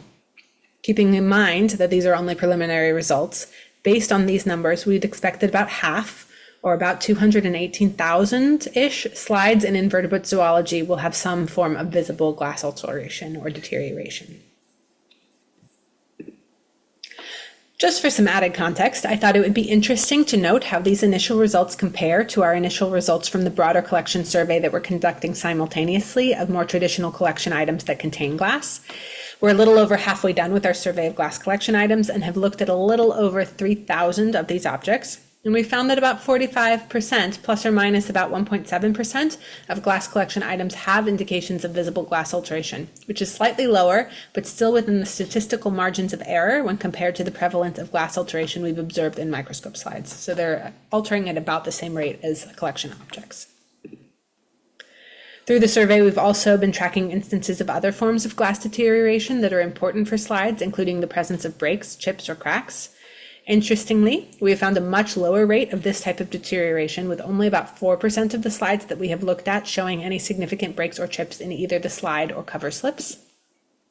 And we've also used this opportunity to track instances of missing or loose labels on the slides that we've surveyed, and have found a relatively low prevalence of this particular condition issue as well, with only about 3% of the slides we have looked at showing any signs of loose or missing data labels.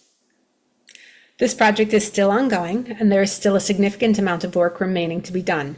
The next steps in our immediate future involve continuing and completing the survey of microscope slides in invertebrate zoology, and this will include compositional studies of a small number of these slides as well.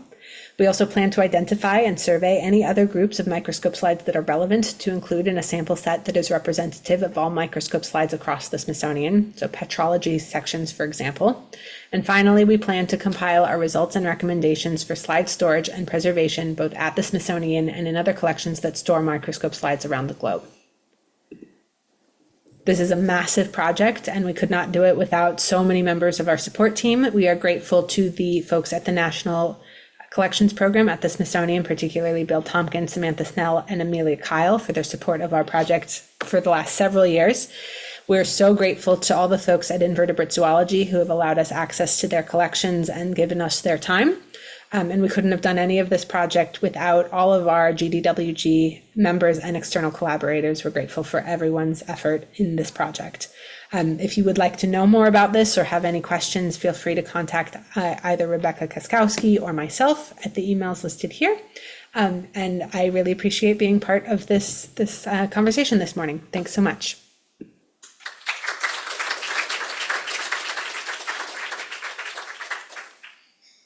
All righty, thank you, Miriam. She's here in the Zoom.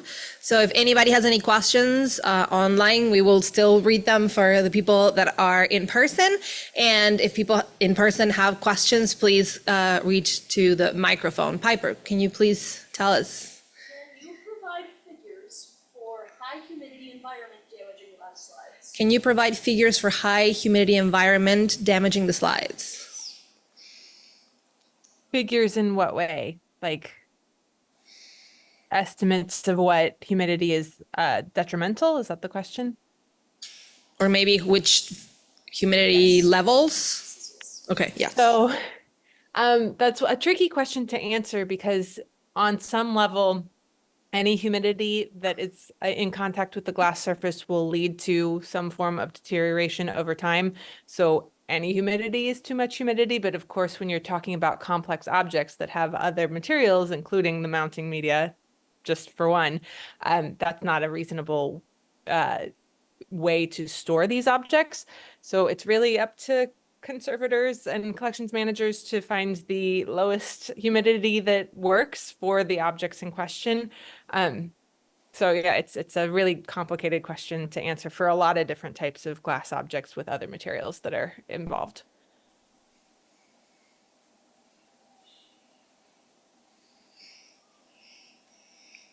Any other questions? We have one more minute.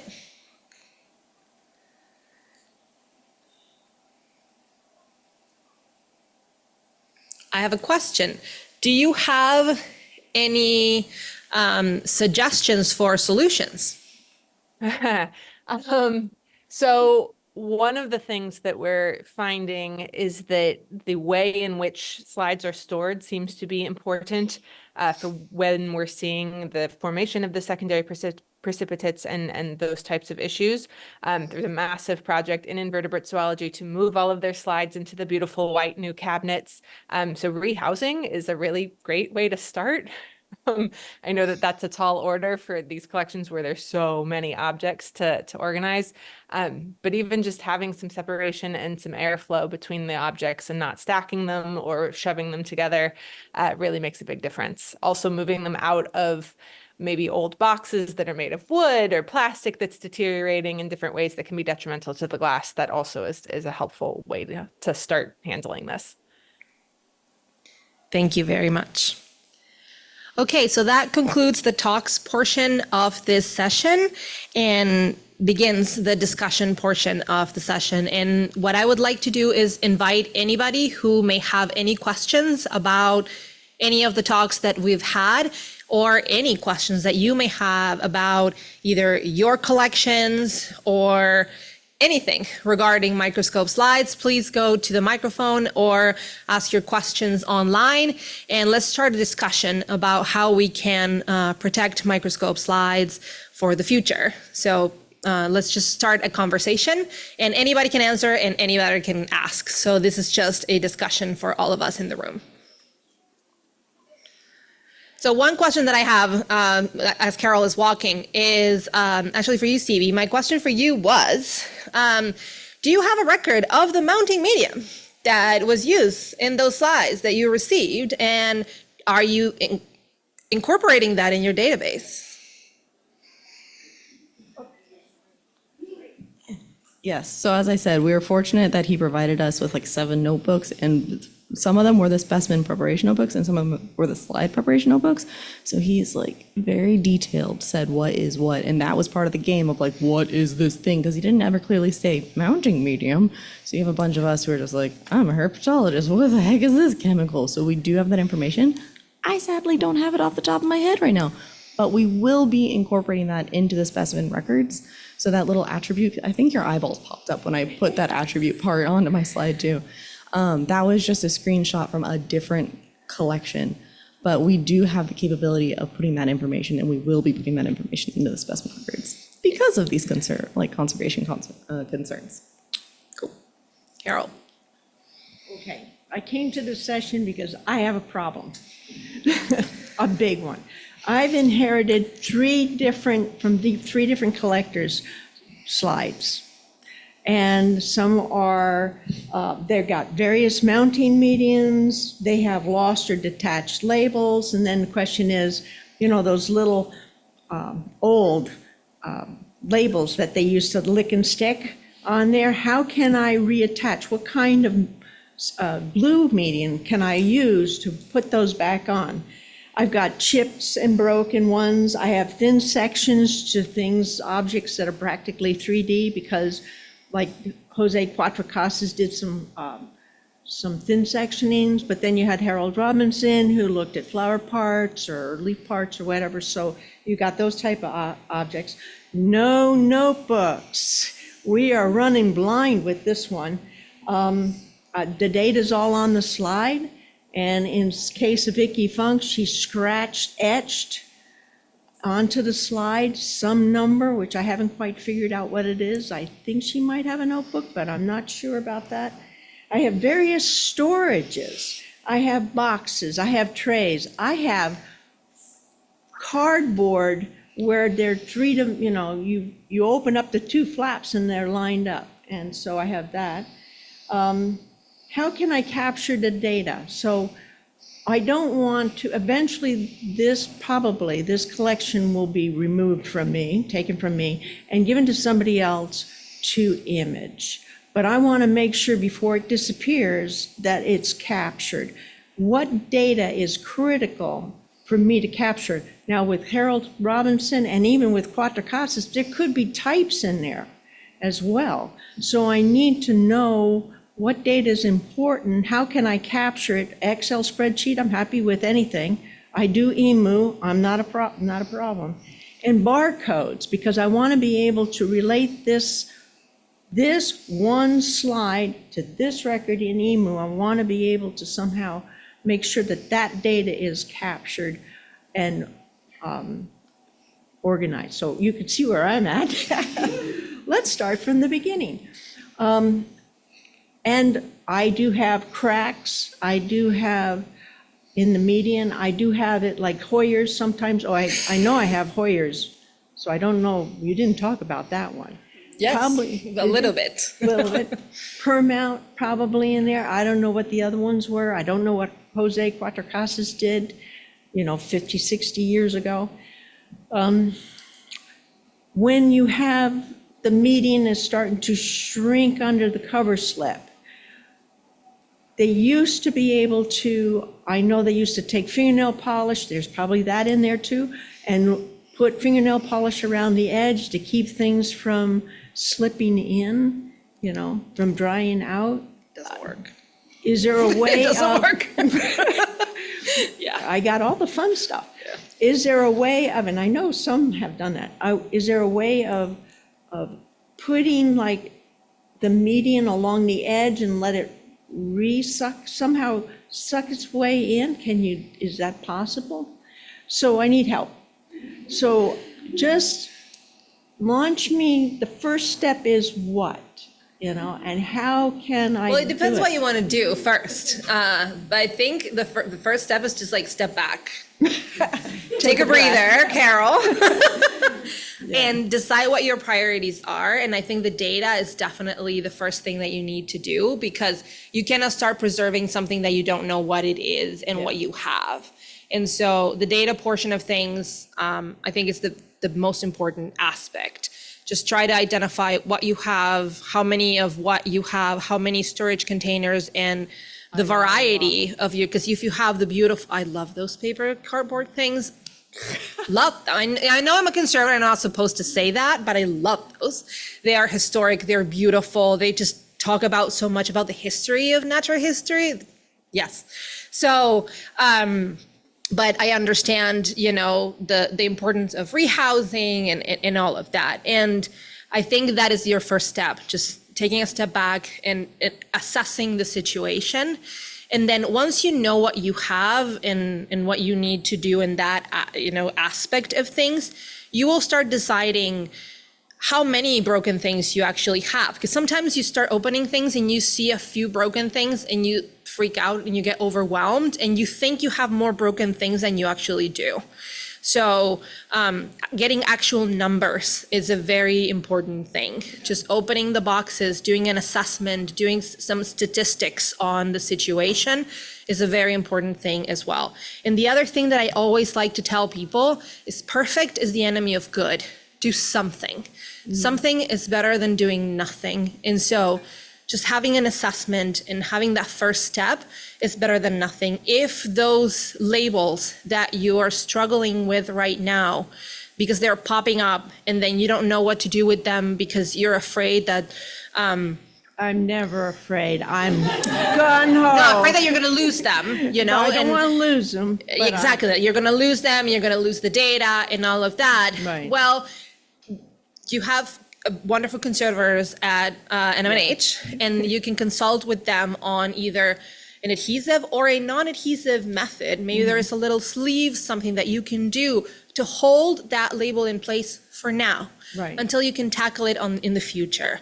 Because it doesn't have to be tackled right now. You can put a stopper on the situation for now until you can address the whole situation later. Maybe it's with a grant, maybe it is with something else, but doing something right now to assess and take those first steps is what I always tell people, to start with something that also eases that stress and makes a ginormous project into something that is manageable and it's doable.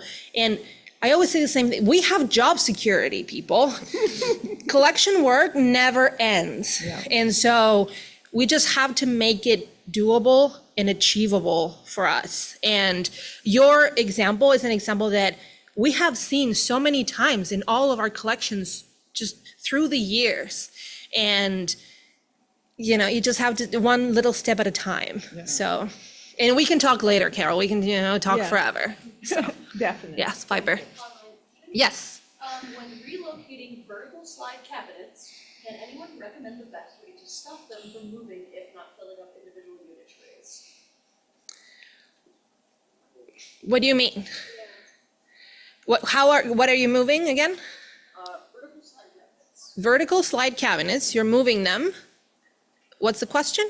I think it's if you're physically moving the whole slide, how do you stop them from moving around? The slides? Yes.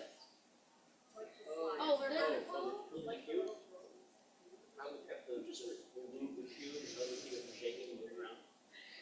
Oh, yes, that is exactly. Oh, the cubes. Okay, so we have those carts. Those carts are great.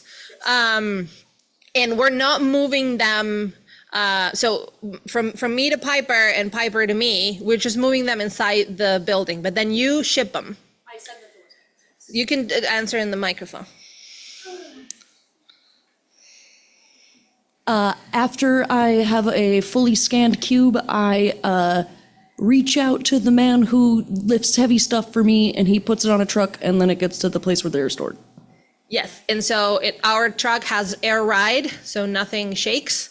And then they get really strapped to things, and those cubes, the trays fit really well inside the cube, so nothing shakes and moves around. Yeah, the trays have maybe like a centimeter of wiggle room, not even. Not even. And then Less than within the trays, each has like a little metal stopper in between the slides so they can stay in place as well. Nothing moves, yeah.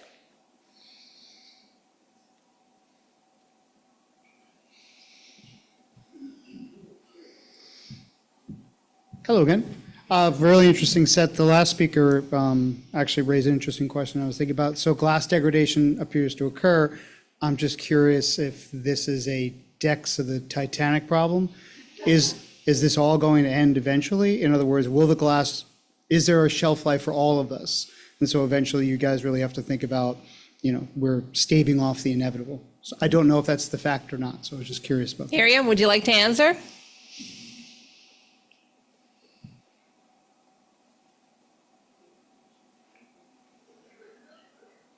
Miriam, are you there?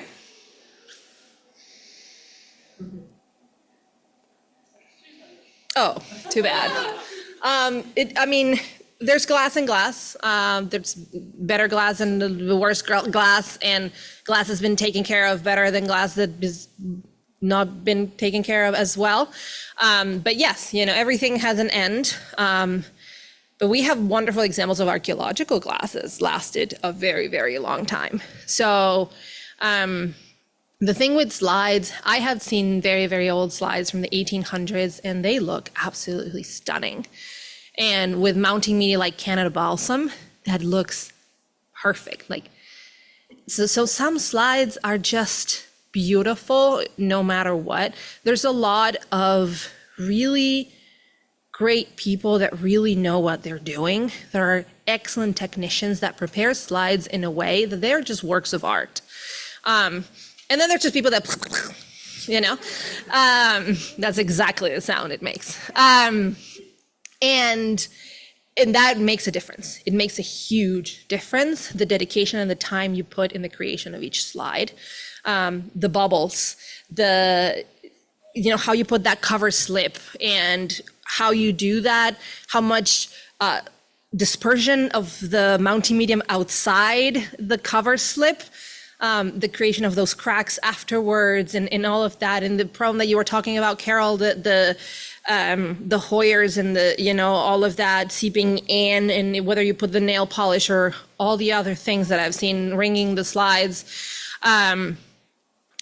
There are techniques, and the better you are at the step of the creation of the slide, the longer that slide will survive. And yes, you have to keep them the better that you can, but I've even seen slides in wooden boxes, extremely old slides in wooden boxes that are in amazing shape. So there's variation in a lot of things. Nothing is like, if you do this, you get that. It's never perfect, it's never linear. There are a lot of variables. So now we know a lot, and we can do a lot to prevent a lot of issues, but the creation of that slide is key to the survival of that slide. And I have to cut us off. I am so sorry. This was an amazing session. Thank you so much, everybody, for joining. And we can talk all we want about slides. Enjoy lunch, enjoy your conference, and looking forward to talking slides much, much more.